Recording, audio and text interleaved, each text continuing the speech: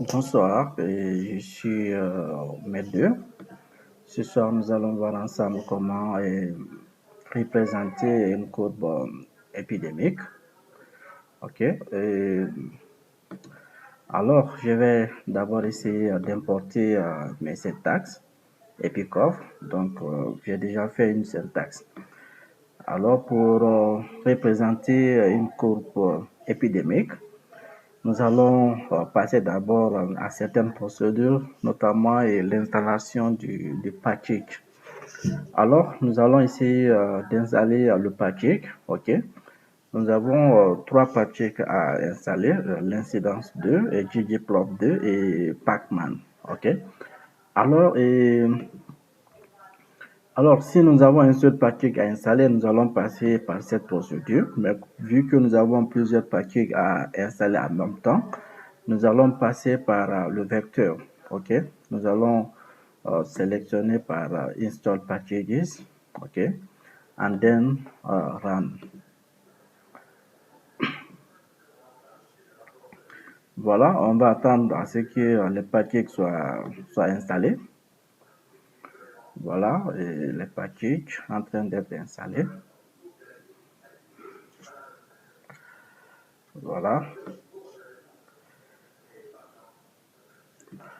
Voilà, les packages sont installés. Alors, je vais essayer de télécharger les packages incidence 2, ggplot et pacman.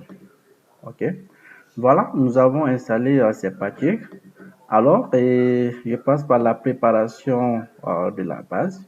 OK. Voilà. On passe par la préparation jusqu'à ce niveau. Voilà. Run. Pacman. Voilà. Maintenant, nous allons importer notre base de données. OK. Dans le logiciel à travers la fonction import dataset. Alors, ma base de données est sous format Excel. OK. Maintenant, je pense Excel. Browse. Je cherche ma base de données dans le logiciel. Alors, ma base de données est placée au niveau du téléchargement. Line list. Voilà, je vais importer ma base. Voilà, ma base de données est importée. Alors, nous avons installé les packages, aussi téléchargé les packages et importer notre base de données. OK. Nous allons voir maintenant la prochaine étape. Le nom de la base ici, c'est line list client. Je vais essayer de changer le nom de cette base de données line list client à tout simplement line list. Pour cela, je vais essayer de cliquer là, run. OK. Il faut noter que j'ai cherché ces syntaxes sur le site de Epidemiologist Air Handbook. OK. Et ces syntaxes va nous aider directement à représenter les différentes graphiques. OK. Alors, et la base de données est importée. OK. Et j'ai changé le nom de la base de données. Je vais voir view.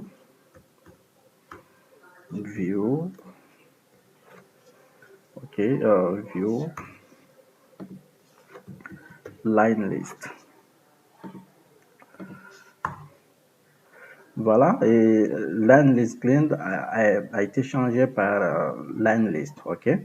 Alors, je vais voir mes syntaxes. Je vais essayer de désagréger le nombre de cas par hôpital. OK, par hôpital. Nous avons ici l'hôpital. L'hôpital est là. L'hôpital est là. Voilà l'hôpital. On va essayer de désagréger le nombre de cas par hôpital. Alors là, count data, ça c'est une variable que nous allons créer. Line list, c'est le nom de la base de données que nous avons changé. Hospital est déjà dans la base de données, c'est une variable. Date of hospitalization. Donc, c'est les deux variables que nous allons juste se baser pour créer cela.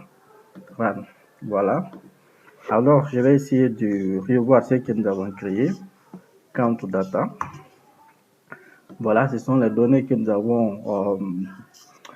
avons créées par désagrégation en fonction des différents hôpitaux. Central Hospital, date of hospitalization, la date d'hospitalisation, le nombre de cas.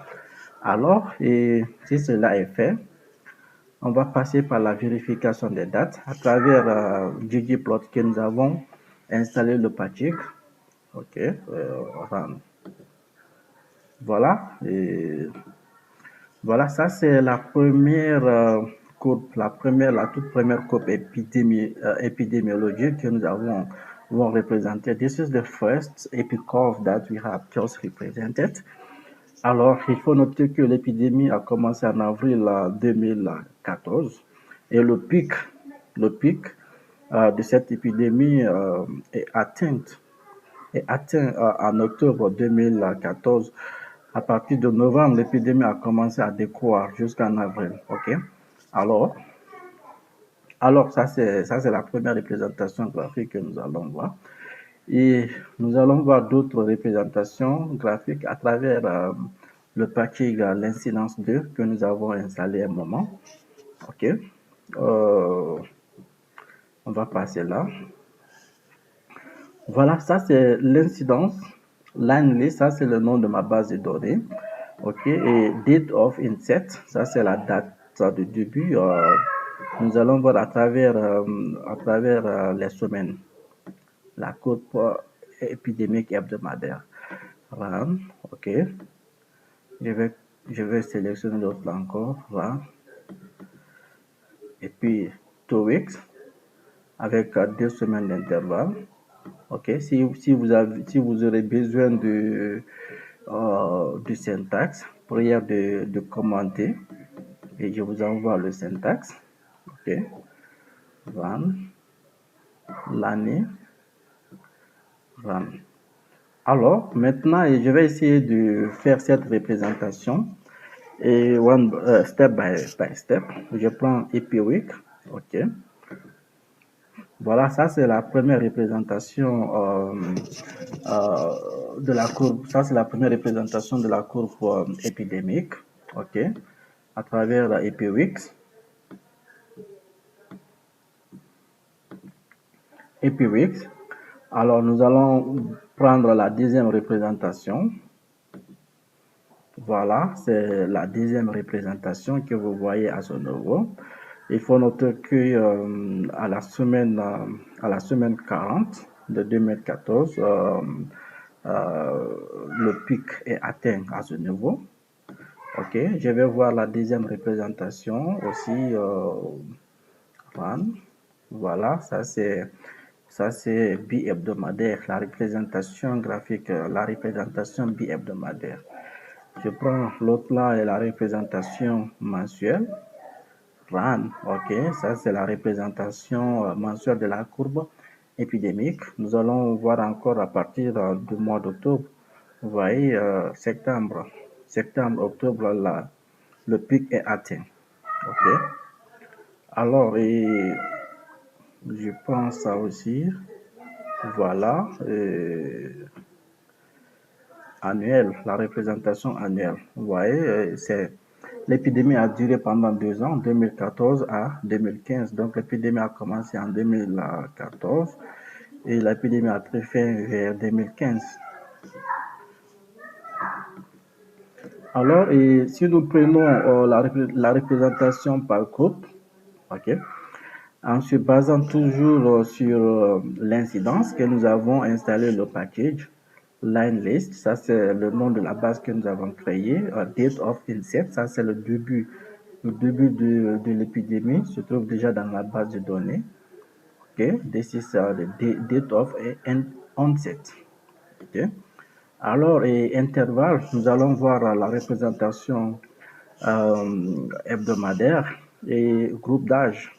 OK. Le groupe d'âge également est dans la représentation graphique et également dans la base de données. Alors, je prends ça jusqu'à là. Jusqu'à là. OK.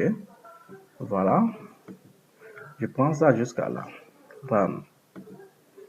Voilà, et je vais essayer. Donc, age heartbreak, c'est une variable que nous avons créée. Maintenant, je passe par la représentation en utilisant le même nom age heartbreak. Age heartbreak. Run. Voilà cette représentation. Nous allons faire cette représentation en fonction de la catégorie d'âge. À ce niveau, si nous voyons là et le rouge faible, c'est-à-dire de 5 à 9 ans, ce sont la catégorie d'âge la plus représentée sur cette courbe. Après ça, nous voyons un peu le bleu, 0 à 4 ans également. Donc, on passe par autre chose. On peut faire également l'incidence mensuelle des cas. OK, l'incidence mensuelle des cas. Monthly. Ici, nous allons toujours se baser sur notre line list que nous avons créée, date of inset. Ça, c'est la date de début de la maladie. Il faut juste, en haut, nous avons changé ici en weeks. Cette fois-ci, nous allons changer en month, le mois, gender, et nous allons voir cette représentation. Nous allons passer par la désagrégation en fonction du genre. OK? Alors, je clique là. Je rentre, OK. En plus, je passe par la représentation en utilisant la variable que j'ai créée. La variable ici créée, c'est monthly gender, OK. Voilà, monthly gender. Je rentre. Voilà, et je vais essayer de revoir. Voilà cette représentation. Cette représentation, elle est fonction de genre. Nous avons F féminin, M masculin, NA, ce sont des inconnus, c'est-à-dire ce sont des inconnus, des inconnus, ok. Et si nous interprétons cette représentation, nous allons voir que si nous prenons le mois de mai et les deux sont à peu près les mêmes, les différences ne sont pas trop significatives. Mais par contre, en mois de juillet, août, en mois de août, nous voyons que le sexe masculin est légèrement plus touché par rapport au sexe masculin. En septembre, nous voyons aussi que la tendance a changé. Le sexe féminin est beaucoup plus touché par rapport au sexe masculin, etc., etc. OK? Alors, nous allons passer par le filtrage des données. On va essayer de filtrer les données. Nous allons filtrer en fonction de l'hôpital. OK? Voilà ici le nom de la base, ici c'est line list. Donc, Central Data, c'est la base c'est la variable que nous allons créer. OK? Nous allons filtrer les hôpitaux. OK? Nous allons filtrer, vous voyez, nous avons ici nous avons ici les hôpitaux. Voilà. Voilà, et l'hôpital, nous allons essayer de filtrer. Nous allons essayer de filtrer l'hôpital. OK? À travers les mêmes syntaxes. OK? Je prends ici Central Data. Donc, ici, Central Data, c'est la variable que nous avons créée. Nous allons créer. Maintenant, et la représentation sera faite en fonction de cette variable que nous avons créée. Voilà, et Central Data, je prends l'incidence. OK, l'incidence, la date of inset, intervalle hebdomadaire, week. OK, run. Maintenant, je vais représenter Central Data. Voilà, et ça c'est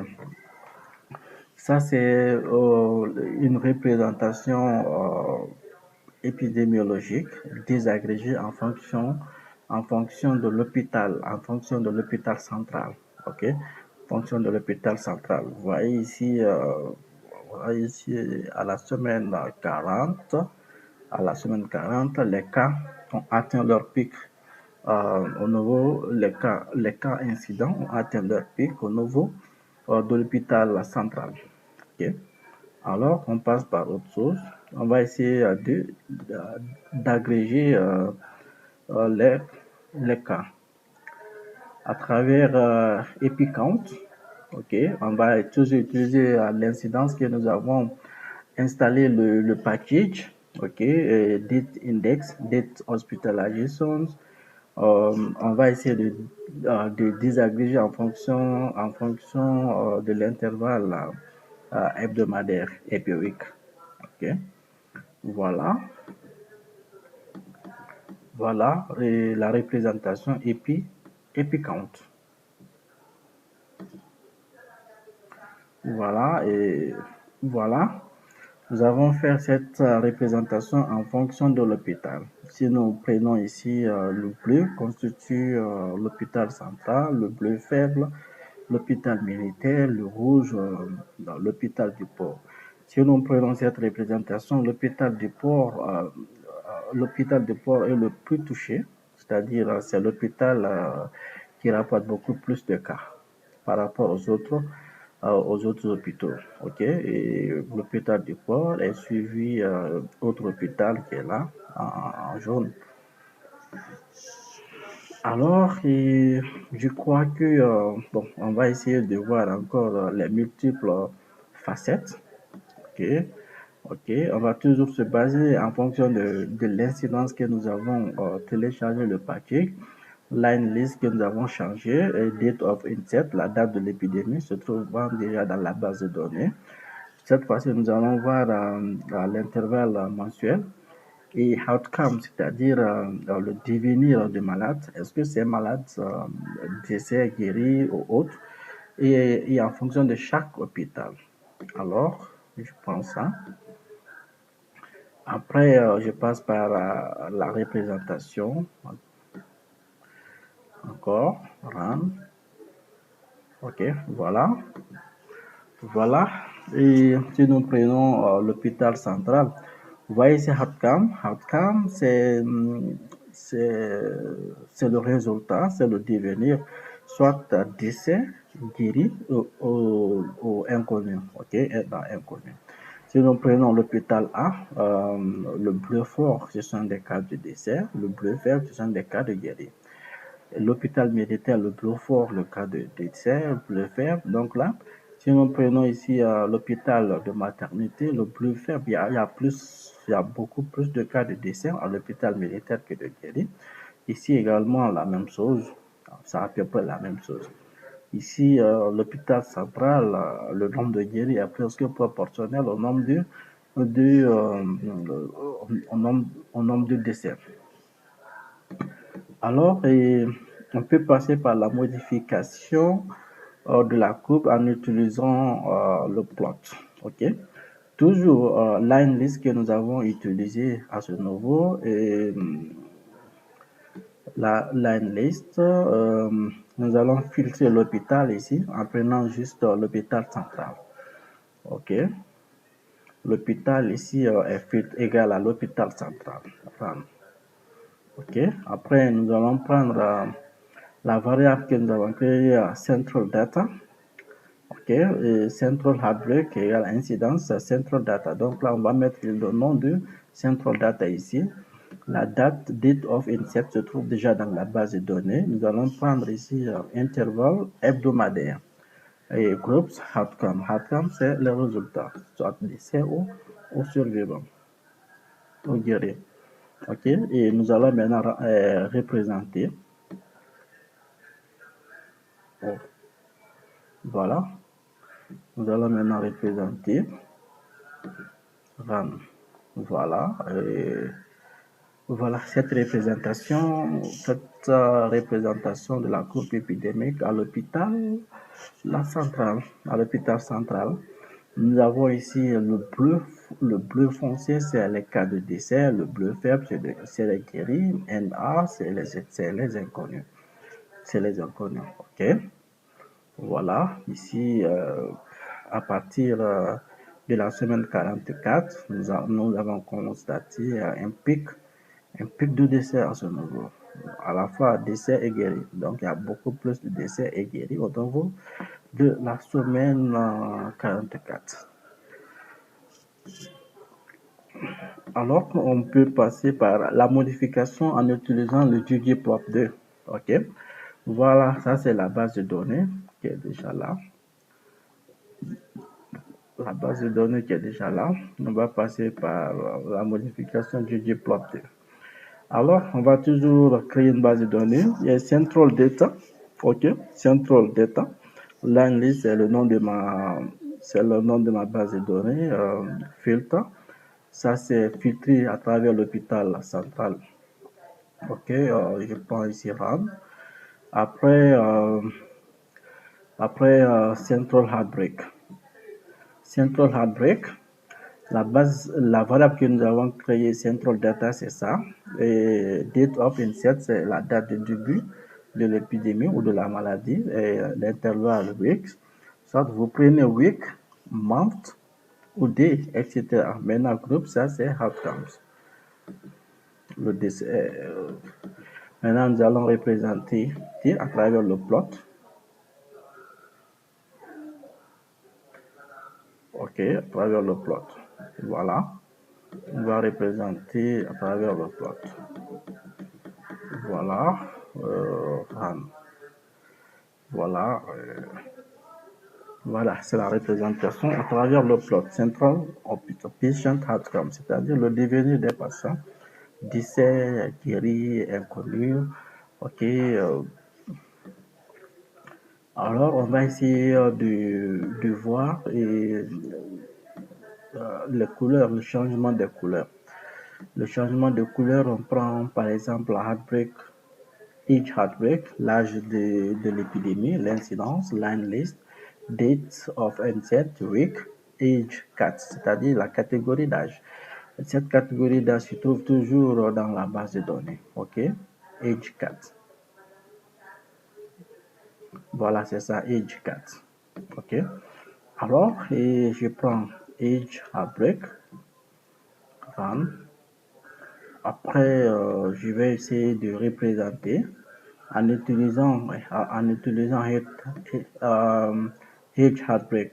Maintenant ici, la couleur que nous allons représenter ici, c'est palette. OK, run. Voilà, ça c'est la couleur palette. Voilà. L'âge de 70 ans est très moins représenté. Par contre, 5 à 9 ans, plus représenté, suivi de 15 à 19 ans, puis de 0 à 4 ans. Voilà, et on va prendre d'autres couleurs encore. D'autres couleurs. On va prendre d'autres couleurs. OK. Alors, voilà, ça c'est la couleur. Ça c'est heat color, ça c'est la couleur de la chaleur. Vous voyez, 70 ans, moins représenté, 0 à 4 ans et 10 à 14 ans, ce sont les plus représentés. Alors, je m'en vais, bon, on va essayer de voir la couleur de l'arc-en-ciel, puis on s'arrête à ce niveau. OK, voilà, ça c'est la couleur de l'arc-en-ciel. Plot, age heartbreak, fill égale age catégorie, call palette, rainbow, title, rainbow. Vous voyez, non? J'ai mis call palette, j'ai mis rainbow. C'est pourquoi nous avons eu la couleur de l'arc-en-ciel. Voilà. Alors, je m'en vais m'arrêter à ce niveau. Et si vous avez besoin du reste, alors nous allons revoir ça plus tard. Merci d'avoir suivi ce petit cours. Merci, bonne soirée, bye. Essayez de vous abonner. Et il faut noter que j'ai tiré cette référence sur le site de Epidemiologist Handbook. Thank you. Have a good day.